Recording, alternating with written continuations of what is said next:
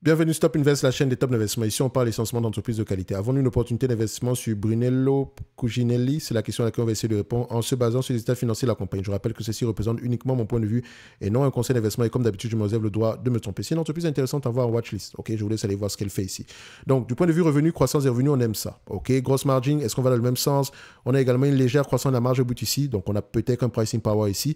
Donc, nombre d'actions augmente ou diminue, plutôt stable. C'est parfait. Donc, ici, est-ce que l'EBITDA également suit la même tendance que la marge brute?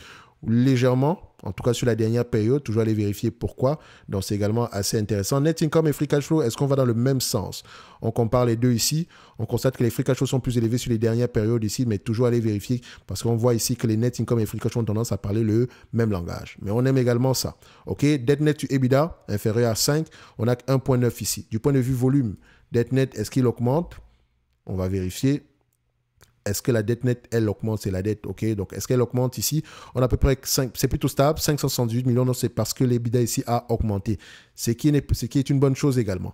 Donc, le marché paye combien de fois les bénéfices pour ce genre de business? Ok, on va vérifier en prenant en considération aussi un ajustement par rapport au next 12 months.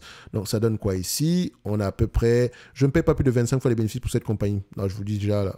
Ici, on paye 40 fois les bénéfices. Tout simplement, peut-être parce que c'est le secteur du luxe. D'accord, je pense qu'ils sont spécialisés ici dans le cachemire ou des choses comme ça, si je ne me trompe pas. En tout cas, ils ont une certaine spécialité ici, donc on peut toujours aller vérifier ça. Hein. Brunello, Cucinelli, qu'est-ce qu'on a ici? Voilà. Accepte, ça ne me dérange pas non plus. Qu'est-ce qu'on a? De family, de company, qu'est-ce qu'on fait?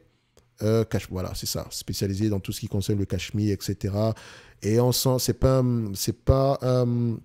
c'est une matière qui coûte assez cher également. Donc, je pense que cette compagnie-ci a un certain pricing power. Bref, à avoir en watchlist. D'accord? Donc, maintenant, en termes d'évaluation, ça donne quoi? Comme je l'ai dit, je ne paye pas 40 fois les bénéfices pour cette compagnie. Pour payer 40 fois les bénéfices, il faut au moins que cette compagnie-ci justifie d'une croissance moyenne ou bien qu'on double les bénéfices nets sur les 5 prochaines années. Et là, peut-être que je pourrais payer 40 fois les bénéfices. Et encore, si les bénéfices nets doublent sur les 20 prochaines années, sur les 5 prochaines années, ça veut juste dire que je suis en train de payer en réalité 20 fois les bénéfices aujourd'hui. Donc, pour que mon investissement ici soit rentable, il faut qu'au-delà de 2020, il faut qu'au-delà de, vu que c'est 5 ans, nous sommes en 2028, disons, nous sommes en 2024, il faut qu'au-delà de 2029 ici, qu'on ait quand même une croissance supérieure à 5 à 10 fois les bénéfices. OK? À 5 à 10%. Donc, vu que je n'aime pas extrapoler la croissance ici, j'aime déjà me limiter par rapport à ce que j'ai ici aujourd'hui. Je ne paierai pas plus de 25 fois les bénéfices. Est-ce que les analystes ont tendance à faire de bonnes prévisions ici? Oui, d'accord. Ils ont raison 80% du temps. À 25 fois les bénéfices, je ne paierai pas plus de 55 euros.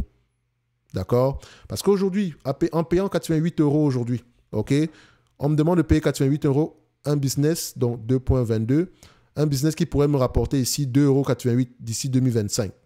Donc 2,5% de rendement. C'est pas grand-chose. Nous, on cherche du 8%. OK? L'avenir étant également incertain, il faut faire attention. D'accord? Mais il faut également mentionner une chose. Ici, nous ne savons pas si l'entreprise ne va pas augmenter les marges. D'accord? Peut-être qu'il y a un projet d'augmentation des marges ici sur les 2-3 prochaines années. Toujours à les vérifier. D'accord? On a regardé les éléments quantitatifs ici. Il y a une légère augmentation des marges sur les dernières années. Ça peut être intéressant, ça peut être un trend ici. Mais au prix actuel, 52 fois les bénéfices, 40 fois les bénéfices, je ne paye pas ça. OK? Donc pour moi, Brunello Cucinelli, c'est une belle entreprise, intéressante, mais on aimerait l'attendre aux alentours des 55 euros. Et encore à 55 euros, c'est peut-être parce qu'on espère qu'une croissance au-delà de 2025. OK?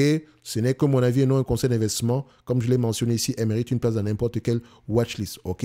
On se donne rendez-vous sur la prochaine vidéo. N'oubliez pas, en lien dans la description de la vidéo, vous avez le service Top Premium. Vous pouvez faire des demandes d'analyse quantitative. Également recevoir des notes d'analyse sur des entreprises qui, moi, me semblent sous-évaluées. OK? Donc, essentiellement des compagnies nord-américaines. D'accord? Donc, moi, je lis les rapports financiers, j'écoute les conférences et je vous présente l'entreprise ici aujourd'hui. Et je fais également le suivi des entreprises précédemment mentionnées tant que le scénario de départ est toujours d'actualité. L'hypothèse d'investissement de départ est toujours d'actualité.